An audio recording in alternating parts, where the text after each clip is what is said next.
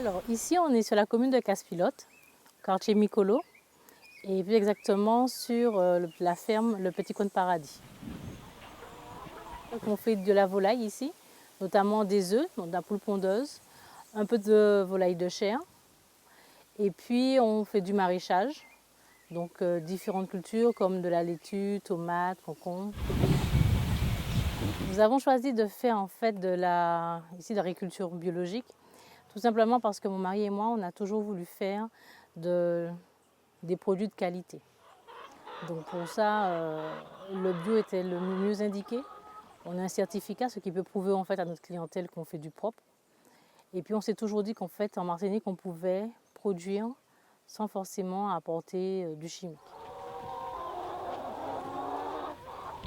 Ici, nous avons en termes de type de poule, nous avons des marans et de l'isaboire.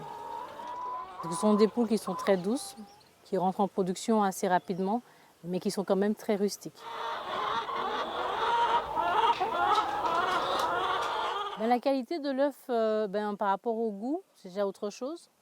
Et puis également, même au niveau de la couleur de l'œuf, de la qualité de la coquille aussi. Et comme en fait l'élevage en plein air permet d'avoir, alors pas forcément une production aussi soutenue qu'en cage, mais d'avoir en fait des œufs de qualité et plein d'oligo-éléments.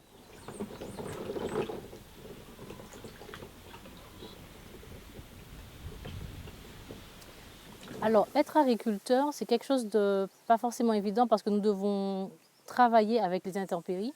Comme là, on a eu la tempête Chantal qui vient de passer. Et tout, c'est une affaire de s'adapter en fait au climat.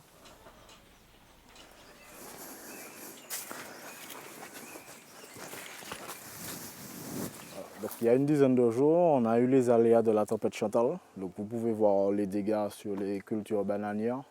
Donc, c'est des bananiers qui rentraient en production pour la plupart avec des régimes.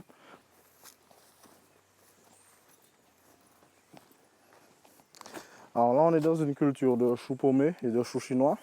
On peut constater qu'au niveau du chou paumé, il y en a qui sont complètement éclatés. Ils sont éclatés par rapport au stress hydrique. Donc, comme celui-là, vous allez voir qu'un chou comme ça, on ne peut pas le commercialiser.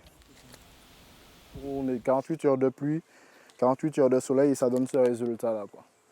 Donc là, c'est une culture qu'on perd. Bon, l'avantage que nous on a par rapport aux poules, on peut le leur donner et ce n'est pas entièrement perdu. Ça permet de diminuer l'alimentation au niveau du coût de production de la volaille.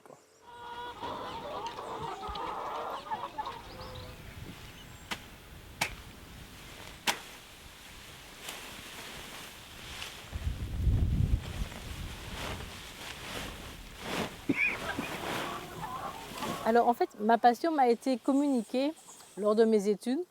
Après le bac, j'ai fait un BTS en production animale. Et notamment, j'ai eu un professeur qui m'a énormément aidé sur tout ce qui était la partie volaille. Et mon mari, en plus de ça, m'a drôlement accompagnée après. Donc, je ne me suis pas arrêtée qu'au BTS. Je suis allée je suis chercher mon diplôme d'ingénieur. Je suis ingénieur. Et ce qui nous permet en fait d'avoir cette formation solide, nous permet en fait de mieux encore comprendre notre sol et de mieux faire notre métier en fait.